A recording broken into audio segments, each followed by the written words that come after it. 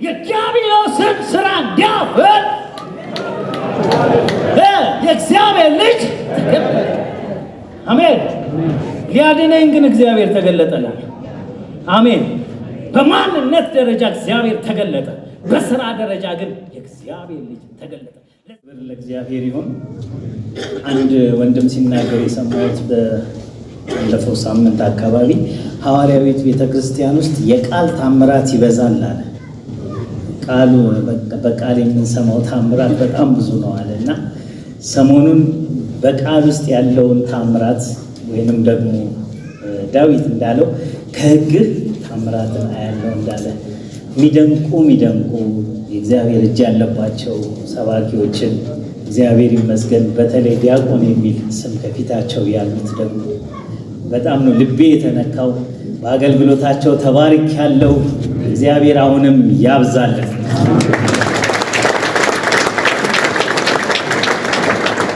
እግዚአብሔር ይመስገን። ወደ መልእክቴ ለመሄድ የእግዚአብሔር ልጅ መገለጥን ነው የምሰብከው፣ ግን ብዙ ትምህርታዊ እንዳይሆን እግዚአብሔር እንዲረዳኝ እየጸለይኩ ነው የመጣሁትና ህይወቱን ነው ለመናገር የፈለኩት። ከዛ ውስጥ ያገኘነውን ህይወት እንድንካፈል ነው በመልእክት ያለው። አንድ ነገር ግን ቀድሜ መናገር እፈልጋለሁ። የኮንፈረንሱ መርህ እግዚአብሔር ይመስገን እግዚአብሔር የወሰደውን ቀንበጥ ነው ወስዳለሁ። ወንደረፈ ምንድነው ሕዝቅኤል 17:22 ወስዳለሁ ተክላታለሁ ያላት ነገር ትበቅላለች እላለሁ። አሜን። የተተከለው ነገር ምን ይላል? ይበቅላል። ይህንን በትንቢተ ኢሳይያስ ምዕራፍ 43 ላይ ቁጥር 17-18 አካባቢ ካለ ክፍል አንብበን እንቀመጣለን። የጥንቱን ነገር አታስቡ፣ እንደውም ቀድሞ የሚናገረው ፊተኛውን ነገር አታስተውሉ፣ የጥንቱን ነገር አታስቡ፣ እነሆ አዲስ ነገርን አደርጋለሁ እርሱም አሁን ይበቅላል። አሜን። እስቲ በአዲስ ነገር ስንቶቻችሁ ታምናላችሁ? አሜን። ይሄ ኮንፈረንስ የአዲስ ነገር ጅማሬ ይሁንልን። የውሳኔ ጅማሬ ይሁንልን። የሰማናቸውን የከበሩ መልእክቶች ሁሉ ምን ተገብርለት ይሁን። መነሻው ደግሞ አሁን ይሁን፣ አሁን ይብቀል። እግዚአብሔር ይመስገን። ባለፉት ዘመናት የተለያየ ነገር ሊኖረን ይችላል። የተለያየ ነገር ውስጥ አልፈን ሊሆን ይችላል። አሁን ግን የሚበቀል አዲስ ነገር አለ። እግዚአብሔር ይመስገን። እግዚአብሔርን አመሰግናለሁ። አረፍ እንላለን።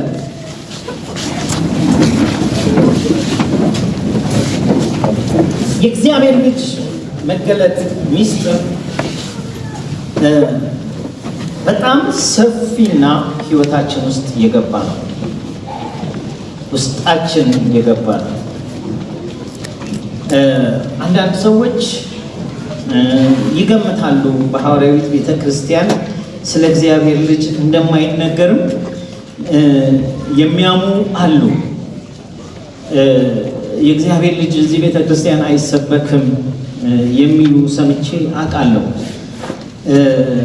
በጣም የእግዚአብሔር ልጅ የሚሰበከው እዚህ ቤተክርስቲያን ውስጥ ነው። ጌታ ኢየሱስ ይመስገን። በዘመናችን እግዚአብሔር ይመስገን ግማሽ ክፍለ ዘመን ያክል ኖር ያለው ጌታ ኢየሱስ ይባረክ። የእግዚአብሔር ልጅ ሲሰበክ እዚህ ቤት በየጊዜው በየቀኑ በየዘመኑ አይቻለሁ። በምናገረው መልእክት ውስጥ እንዴት የእግዚአብሔር ልጅ ይሰበክ እንደነበረ እናንተ እንድታስተውሉ አንዳንድ ነገሮችን አነሳለሁና የእግዚአብሔር ልጅ በጣም ይሰበካል። አንዳንድ ሰዎች መንፈስ ቅዱስ የሚሰበክ አይመስላቸው። በጣም መንፈስ ቅዱስ ይሰበካል። ነገር ግን የእግዚአብሔር ልጅ እኛ ምንሰብክበትና መንፈስ ቅዱስን ምንሰብክበትና ምናልባት ሌሎች የሚሰብኩበት ነገር ተለያይቶ ሊሆን ይችላል። አንዳንድ ሰዎች የእግዚአብሔር ልጅ እንድንሰብከው የሚፈልጉት ምናልባት ሌላ ከእግዚአብሔር አብ የተለየ ሌላ ሁለተኛ አድርገን ስንሰብክ ያኔ የእግዚአብሔር ልጅ ተሰበከ ሊሉ ይችላል። እንደዛ ስለሚፈልጉ ማለት ነው። ስለ መንፈስ ቅዱስ የሰበከን የሚመስላቸው አካላዊ የሆነ በራሱ እንደዚህ ስንል ያኔ መንፈስ ቅዱስ ተሰበከ ብለው ሊገምቱ ይችላሉ አንዳንድ ሰዎች። ነገር ግን ሐዋርያው ጳውሎስ ምን አለ? በእኔና በስልዋኖስ የተሰበከ የእግዚአብሔር ልጅ አለ። አሜን ሃሌሉያ። በሐዋርያት የተሰበከ እግዚአብሔር ይመስገን። በዘመናችን ይሄንን እምነት በምንከተል የተሰበከ የእግዚአብሔር ልጅ ምን አይነት እንዴት ነው የተሰበከው? አሁን በቃ አጣብቁ ከሶስቱ አንዱ ብለን አንሰብከው መቼም ትንሹ ብለን አንሰብክም፣ ተመሳሳይ ብለን አንሰብክም፣ እኩያ ብለን አንሰብክም። በእግዚአብሔር በስተቀኝ የተቀመጠ ብለን አንሰብክም፣ በእግዚአብሔር ቀኝ የተቀመጠ ብለን ግን እንሰብካለን። ልዩነት አለ። እግዚአብሔር ይመስገን። ስለዚህ እኛ የምንሰብከው የእግዚአብሔር ልጅ አሜን ሃሌሉያ፣ የእግዚአብሔር እኩያ ያልሆነ፣ የእግዚአብሔር ተመሳሳይ ያልሆነ፣ የእግዚአብሔር ጓደኛ ያልሆነ፣ የእግዚአብሔር አባል ያልሆነ፣ ነገር ግን የእግዚአብሔር መገለጥ የሆነ ይሄንን መገለጥ ነው። አሁን ትምህርታዊ ባልሆነ መልኩ ሰብከው ደስ ይለኛል። ስብከት ቢሆን ያልኩት ለዛ ነው፣ ወደዛ እንዳይስበኝ። አሁን ወደ መምህርነት እያዘነበልኩ ስለሆነ እንደዛ እንዳይሆንና እንዳተኙብኝ ብዬ እግዚአብሔር ይመስገን። መጽሐፍ ቅዱሳችንን ሮሜ ምዕራፍ 8 ላይ ቁጥር 31 ላይ እናነብ። እንደዚህ ይላል፣ እንግዲህ ስለዚህ ነገር ምን እንላለን? እግዚአብሔር ከኛ ጋር ከሆነ ማን ይቃወመናል? ለገዛ ልጁ ያራራለት፣ ነገር ግን ስለ ሁላችን አሳልፎ የሰጠው ያው ከእርሱ ጋር ደግሞ ሁሉን ነገር እንዲያው እንዴት አይሰጠንም? አሜን። አሁን እዚህ ጋር ሲናገር የገዛ ልጁ እሱን ሳይራራ ስለ ሁላችን አሳልፎ የሰጠን የእግዚአብሔር ልጅ እየሰበኩ ነው ያለሁት። ስጦታ ነው እያለ ነው የእግዚአብሔር ቃል የሚነግረን። እግዚአብሔር ይመስገን። ይኸው ልጁን ከሰጠን ሁሉን ነገር ይሰጠናል ይላል። ዛሬ የጎደለህ ነገር የሚሞላው የእግዚአብሔር ልጅ ሲሰበክ ነው።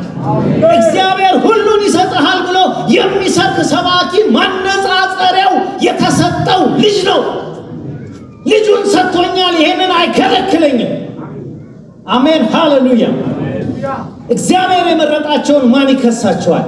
ማን ይቃወማቸዋል? የሚያጸድቅ እግዚአብሔር ነው። የሚኮንንስ ማን ነው? የሞተው ይልቁን ከሙታን የተነሳው በእግዚአብሔር ቀኝ ያለው ደግሞም ስለኛ የሚማልደው ክርስቶስ ኢየሱስ ነው። ከክርስቶስ ፍቅር ማን ይለየናል? ወይስ ጭንቀት ወይስ ስደት ወይስ ራብ ወይስ ራቁትነት ወይስ ፍርሃት ወይስ ሰይፍ ሆነ? ስለ አንተ ቀኑን ሁሉ እንገደላለን፣ እንደሚታረዱ በጎች ተቆጠርን ተብሎ እንደተጻፈ ነው። በዚህ ሁሉ ግን በወደደን በእርሱ ከአሸናፊዎች እንበልጣለን። ሞት ቢሆን ሕይወት ቢሆን መላእክት ቢሆኑ ግዛት ቢሆን ያለው ቢሆን የሚመጣው ቢሆን ኃይላት ቢሆኑ ከፍታም ቢሆን ዝቅታም ቢሆን ልዩ ፍጥረትም ቢሆን በክርስቶስ ኢየሱስ በጌታችን ካለ ከእግዚአብሔር ፍቅር ሊለየን እንዳይችል ተረድቻለሁ። ይሄንን ነገር ሐዋርያው ጳውሎስ ሲሰብክ የቅዱሳን የአሸናፊነትን ምክንያት ሲሰብክ የተነሳው በእግዚአብሔር ልጅ ነው። በእግዚአብሔር ልጅ የሚያምኑ ናቸው አሸናፊዎች። በእግዚአብሔር ልጅ የሚያምኑ ናቸው ድል ነሺዎች።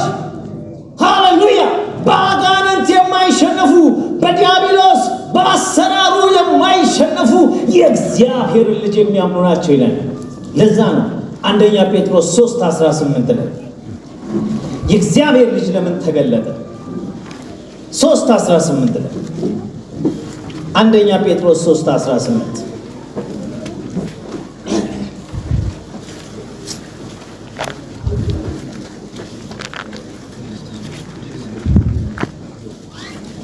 እግዚአብሔር ይመስገን።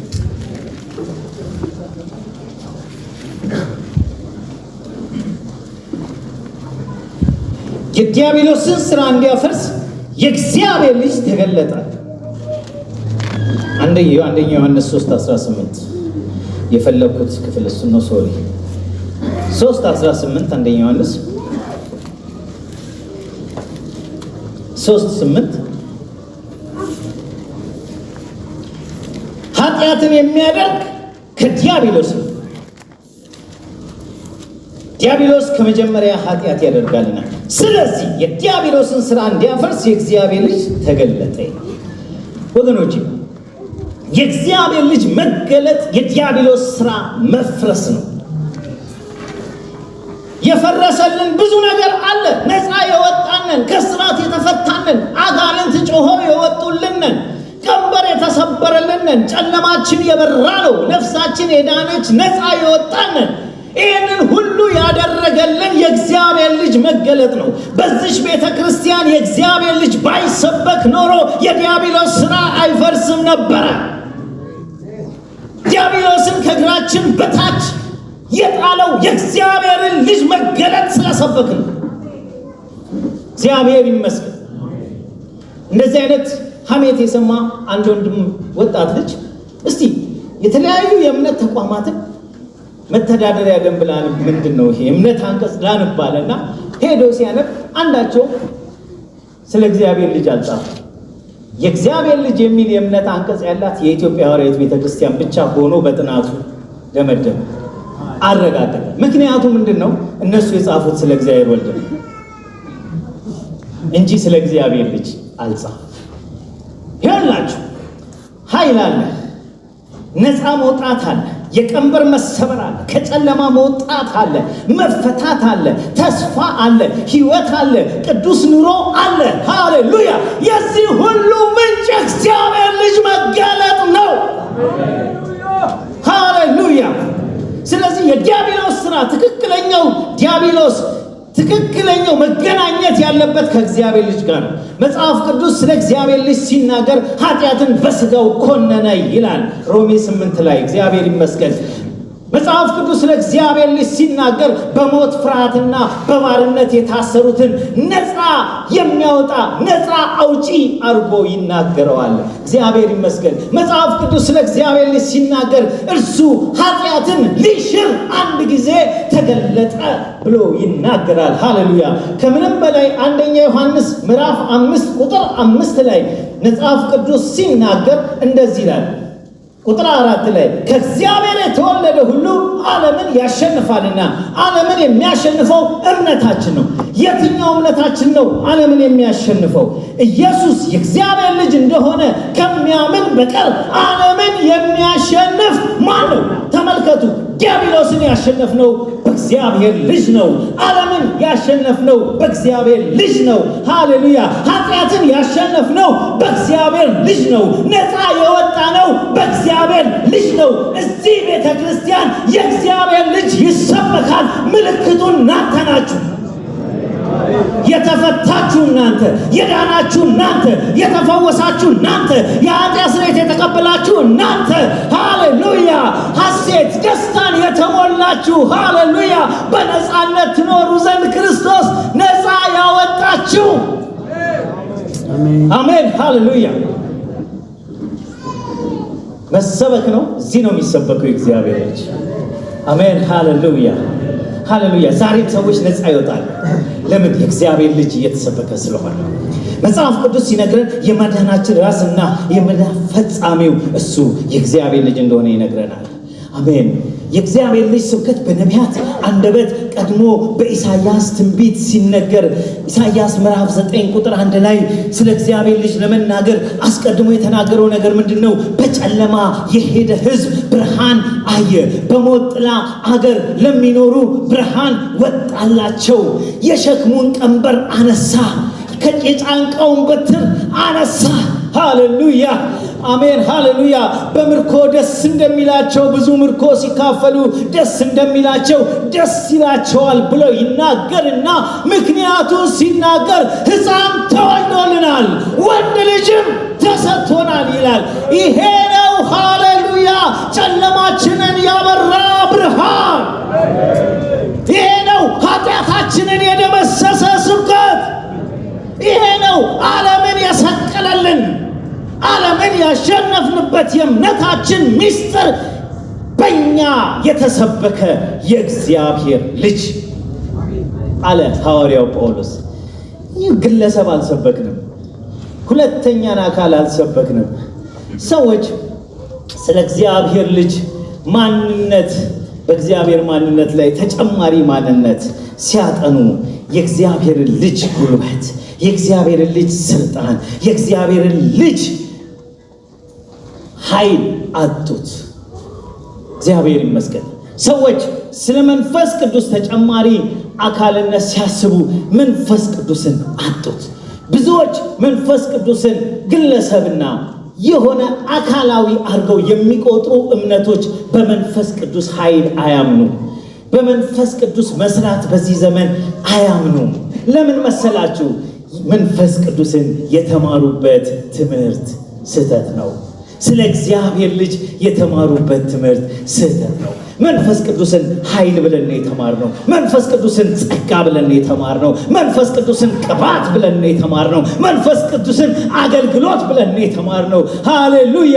መንፈስ ቅዱስን ከእግዚአብሔር ጋር ምስጢር የምናወራበት፣ የእግዚአብሔርን ሐሳብ የምንረዳበት፣ ወደ እውነት ሁሉ የሚመራን የእግዚአብሔር መገኘት ብለን የተማርን ግን ነፃ ወጣን፣ ታደስን፣ ተለወጥን፣ ተቀደስን።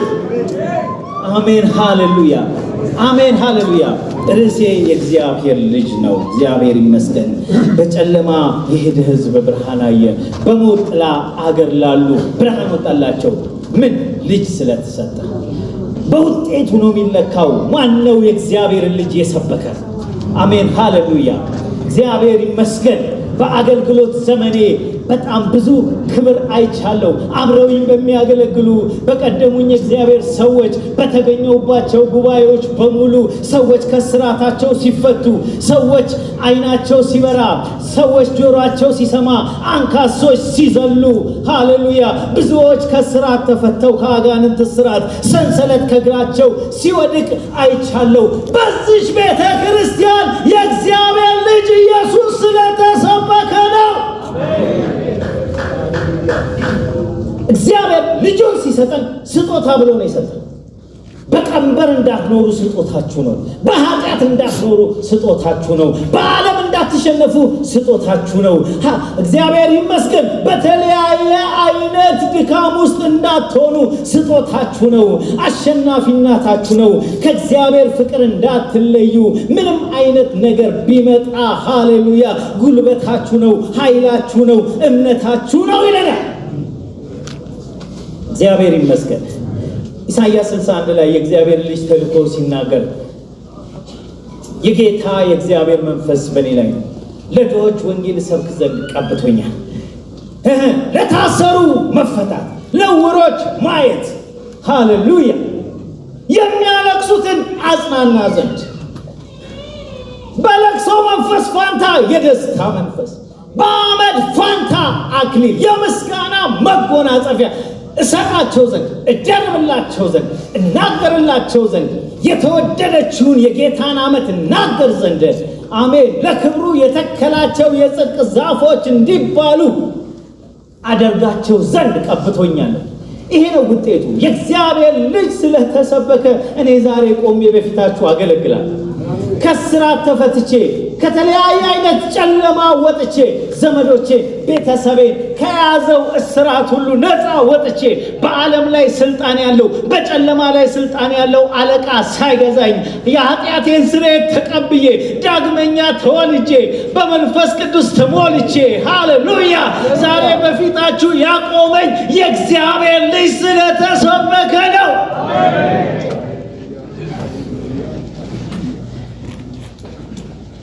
በዚህ ቤተ ክርስቲያን አርማ ላይ የተጻፈው ጥቅስ የእግዚአብሔር ልጅ መገለጥ እጅግ የላቀ መሆኑን የሚያሳይ በዚህችም ዓለት ላይ ቤተ ክርስቲያኔን እሰራለሁ የገሃነምን ደጆች አይችሏትም የሚለው ነገር ከጌታችን ከኢየሱስ ክርስቶስ አንደበት የተሰማው መቼ ነው ካላችሁ አንተ ክርስቶስ የሕያው የእግዚአብሔር ልጅ ነህ የሚል ዕውቀት ሲመጣ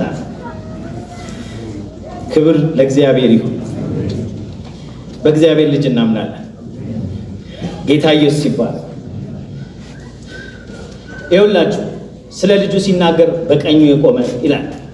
ስለ ልጁ ሲናገር በቀኙ የተቀመጠ ይላል። ስለ ልጁ ሲናገር በቀኙ ከፍ ከፍ ያለ ይላል። እነዚህ ነገሮች እያንዳንዳቸው ትርጉም አላቸው። ኢየሱስ ክርስቶስ በቀኝ መቆሙ ምልጃ ነው። አሜን ሃሌሉያ እንጂ አቅጣጫ አይደለም። በቀኝ የተቀመጠ ሲል ክህነቱን የሚያሳይ ነው። ከፍ ከፍ ያለ ሲል ደግሞ በስልጣንና በክብር በኃይል በግርማው የሚታይ ማለት ነው።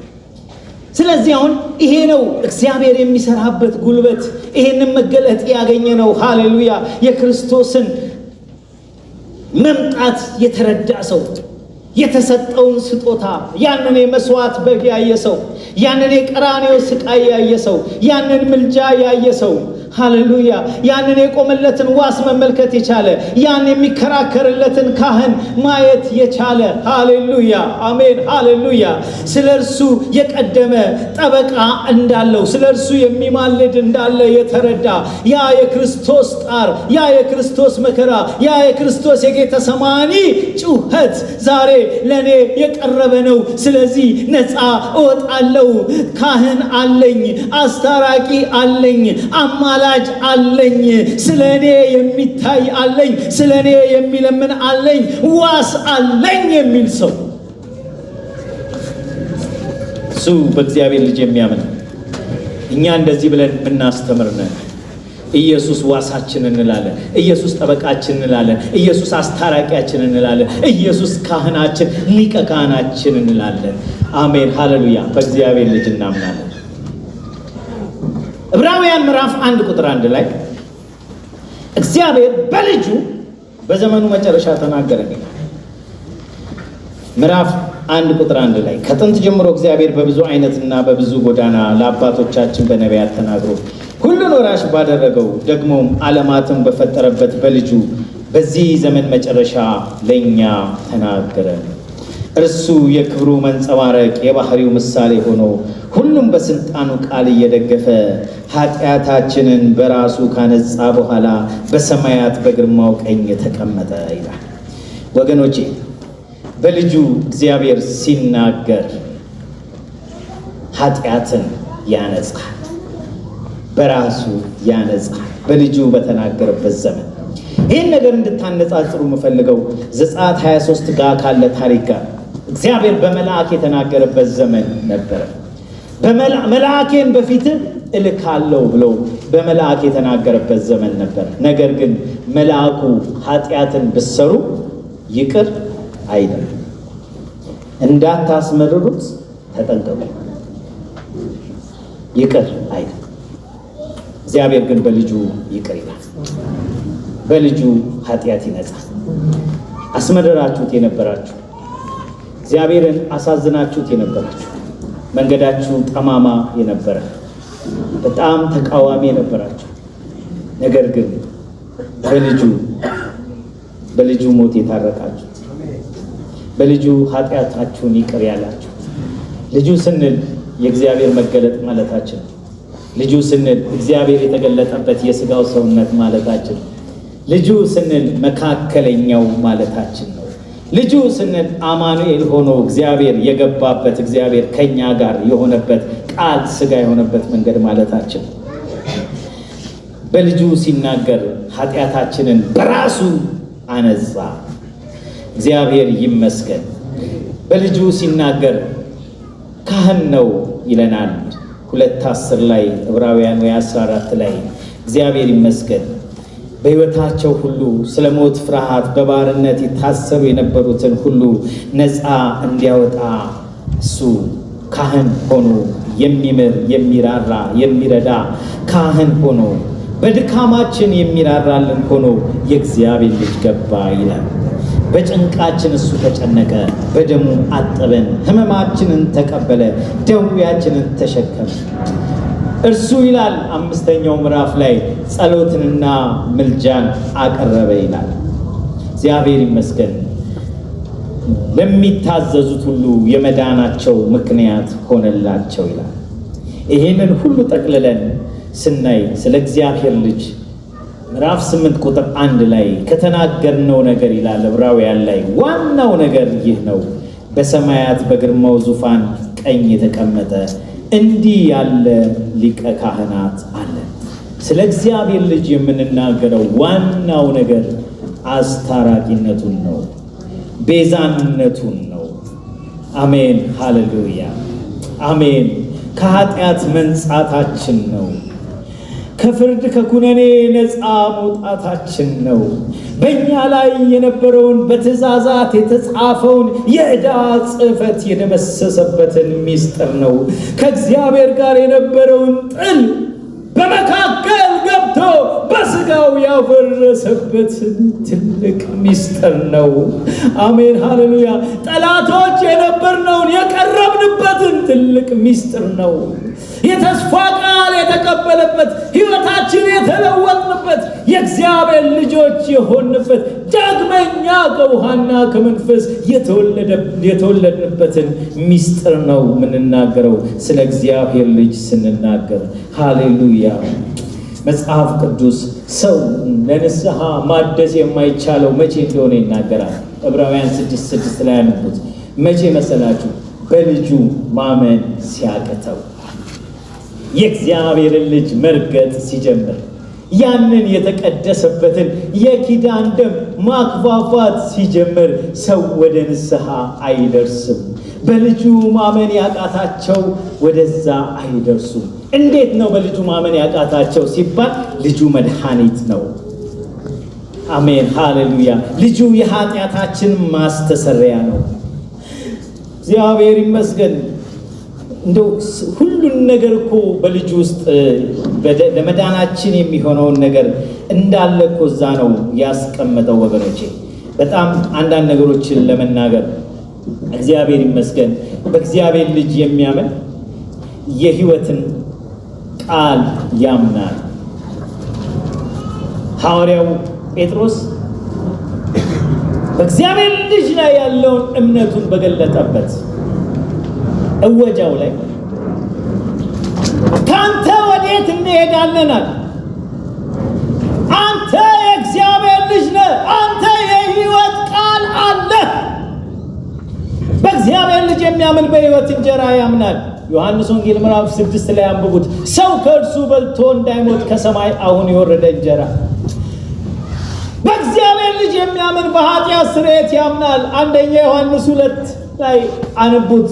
ቁጥር 2 ላይ ልጁ የኃጢአታችን ማስተሰሪያ ነው። የኛ ኃጢአት ማስተሰሪያ ብቻ አይደለም፣ የዓለሙ ሁሉ ኃጢአት ማስተሰሪያ ነው። አሜን። በእግዚአብሔር ልጅ የሚያምን በጥምቀት ያምናል። ኢትዮጵያዊው ጃንደረባ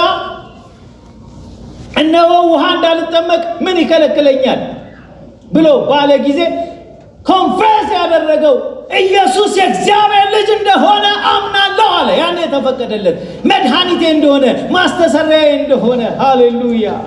ስለ እኔ በመስቀል ላይ የሞተ እሱ እንደሆነ፣ ደሙን ያፈሰሰልኝ እሱ እንደሆነ፣ በስሙ ኃጢአቴ እንደሚደመሰስ፣ በቁስሎቹ እንደምፈወስ፣ ወደ እግዚአብሔር መንግሥት እንደምገባ፣ ኩነኔ መርገሜ ሁሉ በሱ ምክንያት ተነሳ የሚል እምነት ውስጡ ሲገባ ተፈቀደለት ጥምቀት። ዳግመኛ መወለድ በእግዚአብሔር ልጅ ላይ ባለን እምነት የጀመረ ነው። ሃሌሉያ። ለተቀበሉት ሁሉ ግን በስሙ ለሚያምኑት ለነሱ የእግዚአብሔር ልጆች የሆኑ ዘንድ ስልጣንን ሰጣቸው። እነሱ ከእግዚአብሔር ተወለዱ እንጂ ከደምና ከስጋ ፈቃድ ከወንድ ፈቃድ አልተወለዱም። ቅዱስ ኑሮ ኃጢአትን ማሸነፍ ራሱ እዛ ላይ ነው ያለው። ቅድም ሮሜ ምዕራፍ 6 ላይ ያነበብኩት በትንሣኤ የምናምን በእግዚአብሔር ልጅ ምናምን ነን፣ ከእሱ ጋር ያስነሳናል ብለን አሜን። በንጥቀት የምናምን እግዚአብሔር ይመስገን እንለወጣለን፣ ክቡር ስጋውን እንዲመስል የተዋረደውን ስጋችንን ይለውጣል ብለን ምናምን ነን። በእግዚአብሔር ፍርድ ራሱ የምናምን የፍርድ መሰረቱ የእግዚአብሔር ልጅ ነው ብለን የምናምን ነን። በአንዱ በእግዚአብሔር ልጅ ስም ስላላመነ አሁን ተፈርዶበታል ይላል ዮሐንስ ወንጌል 3:16። በእርሱ በእግዚአብሔር ልጅ የሚያምን አይፈረድበትም። እነዚህ ያነሳኋቸው ነገሮችን በሙሉ ስታዩዋቸው የእግዚአብሔር ልጅ ማለት ሁለተኛ፣ የእግዚአብሔር ልጅ የሚባል ተጨማሪ፣ የእግዚአብሔር ልጅ የሚባል ከእግዚአብሔር አብ ሌላ የሆነ የሚመለክ አድርጎ አያስቀምጠውም። መድኃኒት አድርጎ ነው የሚያስቀምጠው። ሕይወት አድርጎ ነው የሚያስቀምጠው። ጽድቅ አድርጎ ነው የሚያስቀምጠው። ቅድስና አድርጎ ነው የሚያስቀምጠው። ፈውስ አድርጎ ነው የሚያስቀምጠው። እንዲህ የእግዚአብሔር ልጅ ታምናላችሁ ወይ? አሜን። ስለዚህ እግዚአብሔር ልጅ እዚህ ቸርች ያልተሰበከበት ቀን የለም። ሁሌ የተሰበከ፣ ሁሌም ይሰበካል። አሜን። ጽድቅን ስንሰብክ የእግዚአብሔር ልጅ እየሰበክን ነው። የኃጢአትን ስርየት ስንሰብክ የእግዚአብሔር ልጅ እየሰበክን ነው። ፈውስን ስንሰብክ የእግዚአብሔር ልጅ የእግዚአብሔር ልጅ እየሰበክን ነው ያለነው። ነፃነትን፣ አሸናፊነትን ስንሰብክ ዓለምን ማሸነፍ፣ ኃጢአትን ማሸነፍ፣ ከርኩሰት ነፃ መውጣት በሚሰበክበት ጊዜ ሁሉ የዚህ ሁሉ ጉልበት አቅም መነሻ ምክንያት የእግዚአብሔር ልጅ መገለጥ ነው። ቤትሽ ያለው ዲያብሎስ የተሸነፈው የእግዚአብሔር ልጅ ስለተገለጠ ነው። አሜን። ቤት ያለው ማሰሮ ላይ ያለ አጋንንት የተለያየ ነገሮች ላይ የተቀመጠ እንቅልፍ የነሳ የሚያስጨንቅ ያጎበጠ ቀንበር የተሰበከው የአንድ የሐዋርያት እምነት ተከታይ በአንድ እግዚአብሔር የሚያምን እግዚአብሔር በስጋ ተገለጠ ብሎ የሚያምን ስሙ ኢየሱስ ነው ብሎ የሚያምን እግዚአብሔር በስጋ ተገለጠ ብሎ ማንነቱን ሰበከልህና ለዲያብሎስ ግን የእግዚአብሔርን ልጅ አሳየው። በነገራችን ላይ ለዲያብሎስ ሲሆን ነው የእግዚአብሔር ልጅ ተገለጠ። ለእኛ ግን እግዚአብሔር ተገለጠ። አሜን። አንደኛ ጢሞቴዎስ 3:16 ላይ እግዚአብሔርን የመምሰል ሚስጥር ያለ ጥርጥር ታላቅ ነው። እሺ እግዚአብሔር ብለን እናንተው በስጋ ተገለጠ። እግዚአብሔር በመንፈስ ይጸልይ። እግዚአብሔር በዓለም የታመነ፣ እግዚአብሔር በመላእክት የታየ፣ እግዚአብሔር በክብር ያረገ። ምክንያቱም እንግሊዘኛው ላይ ያለችውን እግዚአብሔር ቀንሰውብናል። እግዚአብሔርን የመምሰል ሚስጥር ብለው ብቻ ተረጎሙና እግዚአብሔርን የመምሰል ሚስጥር ያለ ጥርጥር ታላቅ ነው እግዚአብሔር ይላል እንግሊዘኛው። ጋድ ወዝ ይላል፣ ሌላ አይደለም። ሁለተኛው አይደለም፣ እግዚአብሔር ነው የተገለጠው። እኛ ሊቤዠን የመጣው ማን እንደሆነ እናውቃለን። አሜን። የተስፋ ቃል የሰጠው አምላካችን መድኃኒታችን፣ አሜን፣ ወገኑን ሊፈልግ የመጣው ሃሌሉያ፣ እገለጣለሁ እቤዣለሁ ያለ እግዚአብሔር፣ ከኔ ሌላ የሚያድን የለም ያለ እግዚአብሔር እንደመጣ እናውቃለን። ለዲያብሎስ ግን የእግዚአብሔርን ልጅ እናሳያለን። ለኃጢአት የእግዚአብሔር ልጅ እናሳያለን። ለዓለም የእግዚአብሔርን ልጅ እናሳያለን። ለበሽታችሁ የእግዚአብሔርን ልጅ ታሳዩታላችሁ። በመገረፉ ቁስል በሽታ የሚርቀው ያንን ቁስል ሲያይ ነው። ዲያብሎስ የሚርቀው ያ በመስቀል ላይ የተሰቀለ የእግዚአብሔር የሥጋ ሰውነትን ሚስጥር ስትነግሩት ነው። ሃሌሉያ። የተሰቀለው ክርስቶስ ነው። ነገር ግን ሰይጣን ያውቀዋል። ማን ጠርቆ ከመንገድ እንዳስወገደው ያውቀዋል። እዚህ ሲታይ ልጁ ተሰቀለ እንላለን። ነገር ግን ተጠርቆ የተወገደው ግን ዲያብሎስ ነበረ። ማን እንደነቀነቀው መንግስቱን ሼክ እንዳደረገ ሰይጣን ያውቃል። ስለዚህ የዲያብሎስን ስራ እንዲያፈር የእግዚአብሔር ልጅ ተገለጠ። አሜን። ሊያድነኝ ግን እግዚአብሔር ተገለጠላል። አሜን። በማንነት ደረጃ እግዚአብሔር ተገለጠ፣ በስራ ደረጃ ግን የእግዚአብሔር ልጅ ተገለጠ። ለዛ ነው መጽሐፍ ቅዱስ በክርስቶስ ባደረገው ስራ የብርታቱ ጉልበት ታያል። ያው አንደኛ ቆሮንቶስ 15 ተመልከቱ። ለስልጣናት፣ ለኃይላት፣ ለጌትነት፣ ለሞት የሚያቀርበው የእግዚአብሔር ልጅ የሻራቸው እሱ ነው። ሃሌሉያ።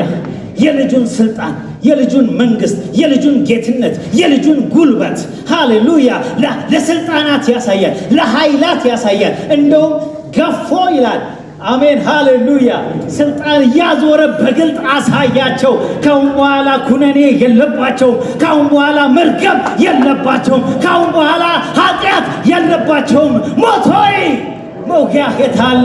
ሲኦል ሆይ ድል መንሳት የታለ? የሞት መውጊያው ኃጢአት ነው። የኃጢአት ኃይል ሕግ ነው። ነገር ግን በማ በኩል ድል መንሳትን በክርስቶስ ድል መንሳትን ለሚሰጠን ለእግዚአብሔር ምስጋና ይሁን። እዚህ ቸርች ነው የእግዚአብሔር ልጅ አልተሰበከም የሚባለው። ይሄ ሁሉ መዳን፣ ይሄ ሁሉ ክብር፣ ይሄ ሁሉ ኃይል፣ ይሄ ሁሉ ነፃነት፣ ይሄ ሁሉ ቅባት፣ ይሄ ሁሉ መፈታት፣ ይሄ ሁሉ ነፃነት፣ ይሄ ሁሉ አሸናፊነት በማን ነው የተገኘው? ኧረ ንገሩኝ በማን ነው የመጣው? ያሳየነው ማንን ነው? ሰይጣን አይቶ የሸሸው ማንን ነው? የመስቀሉ ስራ ሚስጥር የተገለጠው ወገኖቼ፣ የበላነው የቆረስነው ስጋ እኮ እሱ ነው። የጠጣነው የህይወት ውሃ እኮ እሱ ነው። ሃሌሉያ ሃሌሉያ ሃሌሉያ። የመዳናችን ራስ እሱ ነው። የመዳናችን ፈጻሚ እሱ ነው። ከፍርድ ነፃ የወጣነው ከሱ ነው። በኩነኔ ነፃ የወጣነው ከሱ ነው። መርገማችን የተነሳው በሱ ነው። ዳግመኛ የተወለድነው በሱ ነው። የለበስነው እሱን ነው። አሜን። ኃጢአታችን የተሰረየው በሱ ነው። ነፃነታችን የታወጀው በሱ ነው። ማንም በክርስቶስ ቢሆን አዲስ ፍጥረት ነው። አሮጌው ነገር አልፏል፣ እነሆ ሁሉ አዲስ ሆኗል። እዚህ ነው ያልተሰበከው እንዴ? ይሄው ህይወታችን ይናገር፣ ሰላማችን ይናገር፣ ሞገሳችን ይናገር፣ ነፃነታችን ይናገር፣ ቅባታችን ይናገር። ሃሌሉያ። ሰይጣንም የወጣው አጋንንት ይናገር። የተለየን የጨለማ ኃይል ይናገር። የለቀቀ ኢየሱስ ኃይል ይናገር። የለቀቀ ሞት ይናገር። ገና በእግዚአብሔር ልጅ የሚሸነፉ ጠላቶች አሉ ይላል መጽሐፍ ቅዱስ። የኋለኛው ጠላት የሚሻረው ሞት ነው ይላል። አሜን ሃሌሉያ። ሞትን የዋጠልን ማን ነው? ሁሉ የተገዛው ለማን ነው? እግዚአብሔር ይመስገን። እዚህ ነው ያልተሰበከው የእግዚአብሔር ልጅ፣ እዚህ ነው የተሰበከው እንጂ። አሜን አሜን አሜን አሜን። የእግዚአብሔርን ልጅ መስበክ ማለት ሁለተኛ ተጨማሪ አምላክ መስበክ አይደለም። የእግዚአብሔርን ልጅ መስበክ ማለት አማልክትን መስበክና ማብዛት አይደለም። የሚመለኩ አካላትን መጨመር አይደለም። የእግዚአብሔርን ልጅ መስበክ ማለት ሃሌሉያ ነፃነትን መስበክ ነው። መፈታትን መስበክ ነው። ደስታን መስበክ ነው። ለዕውሮች ማየትን፣ ለታሰሩት መፈታትን፣ በቀንበር ላሉ መሰበሩን ማወጅ ነው። በሞት ጥላ አገር ላሉ ነፃነታቸውን መናገር ነው። ሃሌሉያ ሃሌሉያ። ትንሽ አጋንንት እንዴት እንደሚያስጨንቅ እኛ አገልጋዮች እናውቃለን። ስራችን ስለሆነ በገባንበት ቤት ሁሉ እንደ በቃ እኛ ስንገባ ስሙን ስንጠራ አንዴ የሚሮጥ አጋንንት ቤቱን ግን እንዴት አስጨንቆ እንደያዘ አይተናል። ምን አይነት መርገም፣ ምን አይነት ጨለማ፣ ምን አይነት ቀንበር እንደነበረ የተፈታችሁ ታውቃላችሁ። ማተሰብኮ ነው ነፃ ያወጣችሁት። ማተሰብኮ ነው ነፃ ያወጣችሁት። ኦ ሃሌሉያ። የቤተ ክርስቲያን የኃይሏ ሚስጥር እኮ ይሄ ነው። ቤተ ክርስቲያን የተመሰረተችበት አለት እኮ ይሄ ነው። ሃሌሉያ። ቤተ ክርስቲያን በዚህ ክፉ ዘመን የቆመችበት ሃሌሉያ። በተለያዩ ዓለማት ያሉ የእግዚአብሔር ልጆች በዘመናቸውና በአገሩ ላይ ያለውን ነገር በሙሉ አሸንፈው ኢየሱስ እስኪመጣ ድረስ በአሸናፊነት የቆሙበት ሚስጥር ከጨለማ በላይ ያደረጋቸው፣ ከአመፅ በላይ ያደረጋቸው፣ ከርኩሰት በላይ ያደረጋቸው ሚስጥር ይሄ ሚስጥር ነው። እኛ የእግዚአብሔር ልጅ እንሰብካለን። ስንሰብከው ግን ድህነት ነው፣ መዳን። ክብር ለእግዚአብሔር ይሁን። ጌታ ኢየሱስ ይባረክ። እግዚአብሔር ባዘጋጀው ሰው እጅ አዳነን፣ ባዘጋጀው ሰው እጅ ይፈርዳል። ከድህነት እስከ ፍርድ ያለው ነገር በሙሉ እግዚአብሔር በልጁ የሚሰራው ትልቅ ሚስጥር ነው። እግዚአብሔር ይመስገን። ባዘጋጀው ሰው እጅ አዳነ። እግዚአብሔር ይመስገን። የመለኮት ሙላት የተገለጠበት የእግዚአብሔር ልጅ ስሙ ኢየሱስ ነው። ኢየሱስ የመለኮት ስም ነው የምንለው ለዛ። እግዚአብሔር ይመስገን እንጂ ከእግዚአብሔር አብ የተለየ ሌላ ማንነት አይደለም። ከእግዚአብሔር ጋር አንድ አይነት አይደለም። ከእግዚአብሔር ጋር እኩያ የሆነ ሁለተኛ የሚመለክ አይደለም። ልጁ የእግዚአብሔር አብ በስጋ መገለጥ ነው። ተሳስታችሁ እንዳትርንትን የተሳሳተ መልእክት እንዳትይዙ ነው ማለት ነው። የእግዚአብሔር ልጅ እንሰብካለን ስንል አዲስ ነገር ዛሬ ነው ያልጀመርኩ። እግዚአብሔር ይመስገን። እየተደረገ የሚቀጥለውን ነገር እየተናገርኩ ያለሁት ስንለው የነበርነውን ነገር ከዚህ የማንለይበትን ሚስጥር ነው። እግዚአብሔር ይመስገን። ክብር ሁሉ ለእግዚአብሔር ይሁን። ስለዚህ አስቀድሜ የተናገርኩትን አዲስ ነገር ይሄ እግዚአብሔር ልጅ ያደርጋል። የእግዚአብሔር ልጅ ሆኖ የተገለጠ ክርስቶስ ኢየሱስ ያደርጋል። አዲስን ሕይወት የምትፈልጉ አዲስን ሕይወት የተጠማችሁ ዛሬ የምታገኙበት ሚስጥር ይሄ ነው። መጽሐፍ ቅዱስ ሁሉን አዲስ አደርጋለሁ ይላል። በመጨረሻው የራእይ ዮሐንስ የመጨረሻ ክፍል ላይ ሁሉን አዲስ አደርጋለሁ። የሁሉ አዲስ መሆን ግን የሚጀምረው በክርስቶስ ነው።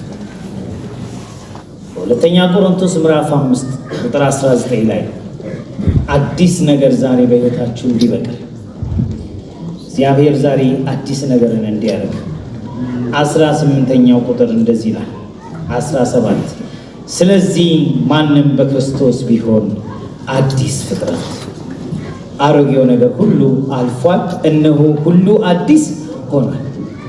ይኸውላችሁ ይሄ በእኛ መካከል የተሰበከ የእግዚአብሔር ልጅ አዲስ ሆኖም የገባል ወደዚህ ምድር ሲገባ እኛን መስሎ የገባ አይደለም። እንደኛ አይነት ስጋና ደምም የለው። እሱ አዲስ ሰው ሆኖ የገባ፣ እሱ ሁለተኛ ሰው ሆኖ የገባ፣ እሱ ኃጢአት የሌለበት ቅዱስ ሆኖ የገባ ነው። እሱ የእግዚአብሔር ልጅ ሆኖ የገባ ነው። ሴቲቱ ወለደችው፣ ማርያም ወለደችው። ነገር ግን ከአንቺ የሚወለደው ቅዱሱ እግዚአብሔር ልጅ ይባላል። ቅዱሱ የእግዚአብሔር ልጅ ነበር አላለም፣ የሚወለደው ይባላል። ያንቺና የእግዚአብሔር ልጅ ይባላል አላላት፣ የእግዚአብሔር ልጅ ይባላል። መጽሐፍ እንዳለን ያንቺና የእግዚአብሔር ሳይሆን ከአንቺ የሚወለደው ከአንቺ ግን ልጅነቱ የማ ይሄ የእግዚአብሔር ልጅ አዲስ መንገድ ሆኖ የገባ በመረቀልን ሕያው አዲስ መንገድ ብሎ መጋረጃው ስጋዊ ነው። ሕያው የሆነ ስጋ ማለት ነው። አዲስ የስጋ ሰውነት ማለት ነው። አዲስ መንገድ ሆኖ የገባ ነው። ይሄ አዲስ ካህን ሆኖ የተነሳ ነው። እንደ መልከ ጼዴቅ ሹመት እግዚአብሔር ይመስገን። የአዲስ ኪዳን መካከለኛ የሆነ ነው። እግዚአብሔር ይመስገን። ስለዚህም አዲስ ፍጥረት ያደርጋል። ስታምነው በአዲስ ቋንቋ ያናግራል። አዲስ ልደትን ይሰጣል። ከዛ አዲስ ልደት አዲስ ሕይወት ትቀበላል። ያ አዲስ ሕይወት አንተን ወደ አዲስቱ ኢየሩሳሌም ይዞ ይሄዳል። በአዲስቱ ኢየሩሳሌም አዲስ ስም ይሰጣል። ስንት አዲስ ነገር ተናገሩ። አዲስ መንገድ፣ አዲስ ካህን፣ አዲስ መካከለኛ፣ አዲስ ኪዳን፣ አዲስ ሰው፣ አዲስ ፍጥረት፣ አዲስ ልደት፣ አዲስ ሕይወት፣ አዲስቱ ኢየሩሳሌም፣ አዲስ ስም። ከዚህ በላይ ምን አዲስ ነገር ይላል? ከአዲስ ፍጥረት ጀምሮ ሁሉ አዲስ የሆነባት ሐዋርያዊት እምነት፣ አሮጌው ነገር በሙሉ የተወገደባት እምነት፣ ይሄ በእግዚአብሔር ልጅ ላይ የተመሰረተች የኛ እንደዚህ ሁሉ ስብስብ ብሎ መቀመጥ፣ በአንድነት መቀመጥ ራሱ ምክንያቱ የእግዚአብሔር ልጅ በማመንና በማወቅና በማመን የተገኘ አንድነትና ብስለት ነው ይላል ራሱ። ይሄ እድገት ነው። ሰዎች አንድ ላይ መቆም የማይችሉት ስላላደጉ አለማደግ ነው በአንድነት። እኛ ግን በእግዚአብሔር ልጅ ምክንያት አንድነት ብቻ አይደለም ያገኘነው፣ ብስለት ማለት ነው። በአንድነት ያስቀመጠን ብስለት ነው። አሜን አሜን። አድገናል። በዚህ በአዲሱ ሰው ምን ብለናል? አድገናል። እግዚአብሔር ይመስገን። ይኸው ቁጭ ብላችኋል። በስርዓት ሁሉ ተቀምጧል። ከዚህ በላይ አሜን ሃሌሉያ አሜን ምን ይታይ? የእግዚአብሔር ልጅ እኮ ማየት የሚፈልገው ይሄ ነው። አሜን። ማቅረብ የፈለገው ይሄ ነው። ዓለም ሳይፈጠር እግዚአብሔር ያየው ሕዝብ እኮ ይሄ ነው። ዓለም ሳይፈጠር ያወቀው ይሄ ነው። በክርስቶስ ነውር ነቀፋ የሌለው አሜን፣ በውድ ልጁ ቤዛነት የተገኘ ቅዱስ ሕዝብ፣ ለርስቱ የተለየ ወገን፣ ከጨለማ ወደ ብርሃን የተጠራ ኃጢአተኛ ካለ የሚነጻ የሚቀደስ የሚለወጥ ሃሌሉያ፣ ለኃጢአት እውቅና የማይሰጥበት ሃሌሉያ። ይሄንን ጉልበት ሁሉ ከየት መጣ? ይሄ ሁሉ ጸጋ ከየት መጣ? ይሄ ሁሉ አሸናፊነት ከየት መጣ? የእግዚአብሔርን ልጅ በማመን የተገኘ አሸናፊነት። ስለዚህ እግዚአብሔር ስለ ልጁ የመሰከረው ምስክርና ሰው የመሰከረው በሚል መልእክቴን እየደመደምኩ ሄዳለሁ። እግዚአብሔር ስለ ልጁ የመሰከረው ምስክር ይላል አንደኛ ዮሐንስ ነው። ሰዎች ደግሞ የመሰከሩት ነገር አለ ይላል 5:6 በውሃና በደም የመጣ ይህ ነው እርሱም ክርስቶስ ኢየሱስ በውሃና በደሙ እንጂ በውሃ ብቻ አይደለም፣ መንፈስም እውነት ነውና የሚመሰክረው መንፈስ ነው። የሚመሰክሩትም መንፈሱ ውሃው ደሙ ሶስቱ ናቸው። ሶስቱ በአንድ ይስማማሉ። የሰውን ምስክር ብንቀበል የእግዚአብሔር ምስክር ከእርሱ ይልቅ ይበልጣል። ይሄ የሰው ምስክርና የእግዚአብሔር ምስክር የተባለው ምንድን ነው? ስለ ልጁ የመሰከረው የእግዚአብሔር ምስክር ይህ ነው ይላል። የሰውን ትቶ የሰው ምስክር ስለ ልጁ ሌላ ከእግዚአብሔር አብ የተለየ ሌላ የሚመለክ ሁለተኛ አምላክ አድርጎ ሊናገር ይችላል። የእግዚአብሔር ምስክር ግን እንዲህ ይላል። ስለ ልጁ የመሰከረው የእግዚአብሔር ምስክር ይህ ነው፣ በእግዚአብሔር ልጅ የሚያምን በነፍሱ ምስክር አለ። እስቲ ኢየሱስ የነፍሴ ምስክር፣ እስቲ እንደገና እንበለው። በእግዚአብሔር የማያምን እግዚአብሔር ስለ ልጁ የመሰከረውን ምስክር ስላላመነ እግዚአብሔርን ሐሰተኛ አድርጎታል። እግዚአብሔር የዘላለም ሕይወት እንደሰጠን ይህም ሕይወት በልጁ እንዳለ ምስክሩ ይህ ነው። ልጁ ያለው ሕይወት አለው። የእግዚአብሔር ልጅ የሌለው ሕይወት የለው። ልጁ ካላችሁ ያላችሁ ምንድን ነው? ሁለተኛ አምላክ ነው ያላችሁ። ምንድን ነው ያላችሁ? ትንሽ አምላክ ነው ያላችሁ። ሁለተኛ በመለኮት አንድ የሆነ የሚመለክ ከእግዚአብሔር አብ የተለየ አካል ነው ያላችሁ ወይንስ ምንድን ነው ያላችሁ? ሕይወት። ይኸው መጽሐፍ ቅዱስ ትምህርቱ ይሄ ነው። እናንተ አብ አለን ይላል መጽሐፍ ቅዱስ። አንድ አምላክ አብ አለን። ስለ ልጅ ሲናገር ደግሞ ልጁ ሕይወት አለን። እኛ አምላክም ሕይወትም ያለን ህዝቦች ነን። በዚህ ትምህርት ምክንያት ምንም ያለን አምላክም ሕይወትም ያለን። ስለዚህ ልጁ ከሕይወታችን ጋር ከመዳናችን ጋር አባትነቱ ደግሞ ከአምላክነቱ ጋር ተያይዟል። ይሄ የሰው ምስክር አይደለም። እግዚአብሔር ስለ ልጁ የመሰከረው ምስክር ምን ይላል? ሕይወታችሁ ነው፣ መዳናችሁ ነው፣ ጽድቃችሁ ነው፣ ቅድስናችሁ ነው፣ አሸናፊነታችሁ ነው፣ የኃጢአታችሁ ማስተሰሪያ ነው፣ በልታችሁ በሕይወት የምትኖሩበት ነው፣ ጠጥታችሁት በሕይወት የምትኖሩበት የሕይወት ውሃ ነው። ሞቱ ያድናችኋል፣ መቀበሩ ያድናችኋል፣ መነሳቱ ያድናችኋል፣ መክበሩ እናንተንም ያከብራችኋል። ሁሉ ነገራችሁ ያለው ሕይወታችሁ ያለው ምኑ ላይ ነው? ልጁ ላይ። ስለዚህ ልጁን ሕይወት ብለን ሰብከናል። ይሄ የእግዚአብሔር ምስክርነት ነው፣ የሰው አይደለም። ስለዚህ የዘላለም ሕይወት እንዳላችሁ ታውቁ ዘንድ በእግዚአብሔር ልጅ ስም ለምታምኑ ይህን እጽፍላችኋለሁ። በእግዚአብሔር ልጅ ስም ያመነው ከዘላለም ሕይወት ጋር ተያይዞ እንጂ ከብሉይ ኪዳን ተጨማሪ አምላክ አልመጣም። እግዚአብሔር በሥጋ ተገለጠ። አንድ አምላክ እግዚአብሔር አብ በሥጋ ተገለጠ። አሜን። ያ አንድ አምላክ እግዚአብሔር አብ የተገለጠበትን ሥጋው ልጄ ብሎ ጠራው። የዓለምን ኃጢአት የሚያስወግድ የእግዚአብሔር በግ አለው። እግዚአብሔር ይመስገን። በልጁ የተሰራው ሥራ፣ በዛ በግ መታረድ የተሰራው ሥራ ሲያበቃ እግዚአብሔር በመንፈሱ እንደገና የመገለጥ ጎዳና ቀጠለ። መንፈሱን አወረደልን። ያ መንፈስ ኃይላችን ነው። ያ መንፈስ ጸጋችን ነው። ያ መንፈስ ቅባታችን ነው።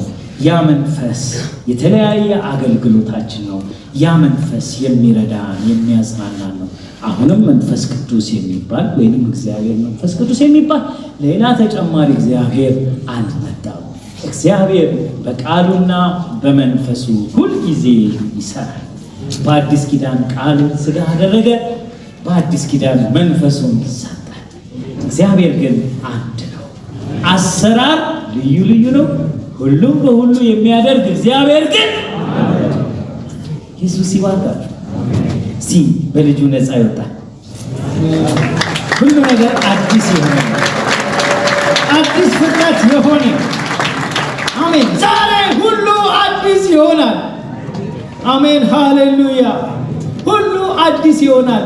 ሁሉን አዲስ ማድረግ የሚጀምረው ግን ሰውን አዲስ ፍጥረት አድርጎ ከመውለድ ነው። አሜን። ዛሬ ፍጥረታችን እንዲቀየር እግዚአብሔር ይፈልጋል። ማንነታችን እንዲቀየር ይፈልጋል። በጨለማ ተቀምጠን ያለን፣ በአመፅ ስራት ተቀምጠን ያለን፣ በክፋት በምቀኝነት ያለን፣ የተለያየ ዓለማዊ ነገሮች ተብትበው የያዙን፣ አቅም ያጣን ለእግዚአብሔር ለመኖር፣ ለጽድቅ ለመኖር፣ ለቅድስና ለመኖር፣ ለዘላለም ሕይወት ተስፋ ቃል ውስጥ ለመግባት ከቅዱሳን ጋር ለመቆጠር ፍላጎት ያለን፣ ነገር ግን የኃጢአት ኃይል የከበደብን፣ የጨለማ ኃይል የከበደብን፣ መልካሙን ለማድረግ እየወደድን አቅም ያጣን ሰዎች በዚህ ጉባኤ ውስጥ ካለን ዛሬ የእናንተ ቀን ነው። ዛሬ ከጨለማ የምትወጡበት ሚስጥር ነው የተሰበከው። እኛ ነፃ ያወጣውን ሚስጥር ነው የነገርናችሁ። አሸናፊ ያደረገንን ሚስጥር ነው ዛሬ የሰበኩት። ሃሌሉያ።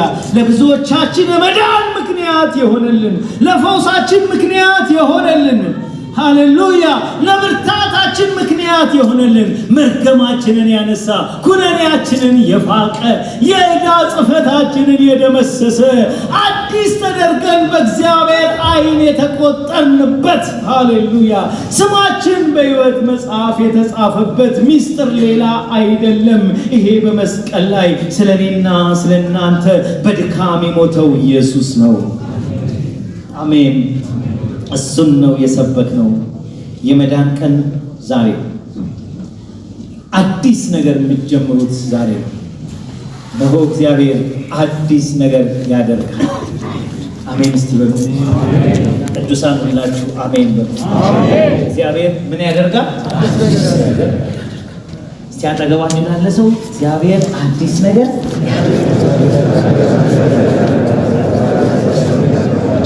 አዲስ መንገድ ይከፍታል።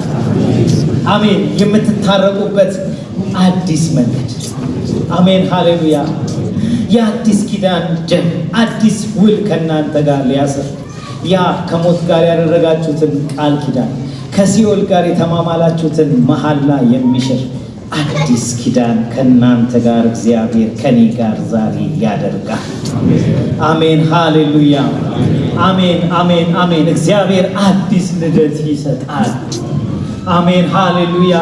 መጽሐፍ ቅዱስ ለአዲስ ልደት በሚሆን መታጠብና በመንፈስ ቅዱስ በመታደስ አዳነን እንጂ እኛ ስላደረግነው በጽድቅ ስለነበረው ስራ አይደለም ይላል። አዲስ ልደት ነው ያዳነን ይላል። ይህንን አዲስ ልደት ክርስቶስ ኢየሱስ ይሰጣል። አሜን አሜን አሜን። ኦ ሃሌሉያ። እስቲ አዲስ ነገር በላይሽ ላይ ይብቀል በሏት። እህቶች አጠገባችሁ ያለችው ዛሬ አዲስ ነገር በአንተ ላይ ይብቀል ወንድሜ።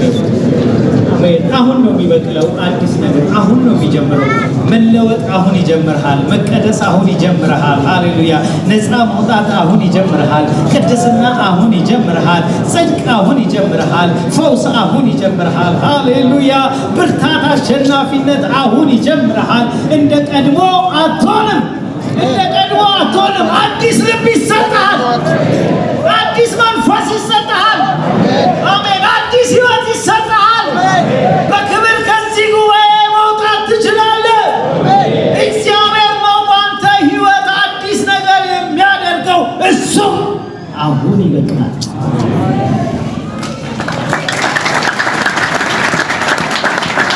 አሁን ይበቅላል። አሜን ሃሌሉያ። አሁን ይበቅላል። ይህ ጊዜ በዚህ ጉባኤ የተገኛችሁ ይህን መልእክት የሰማችሁ ለዚህ መልእክት ምላሽ የምትሰጡበት አዲስ ፍጥረት ለመሆን አዲስ ኪዳን ለማግኘት ከእግዚአብሔር ጋር ለመታረቅ መንገዳችሁን ለማስተካከል ራሳችሁን ለእግዚአብሔር የምትለዩበት የምትሰጡበት ሰዓት ነው። ጌታ ኢየሱስ ይመስገን። ይህ ሰዓት የእናንተ ነው። ኢየሱስ ክርስቶስ ይጠራችኋል። ሃሌሉያ። እስቲ ከዛ በፊት ቆመን ሁላችንም እናመስግን ስለሰማነው መልእክት እግዚአብሔርን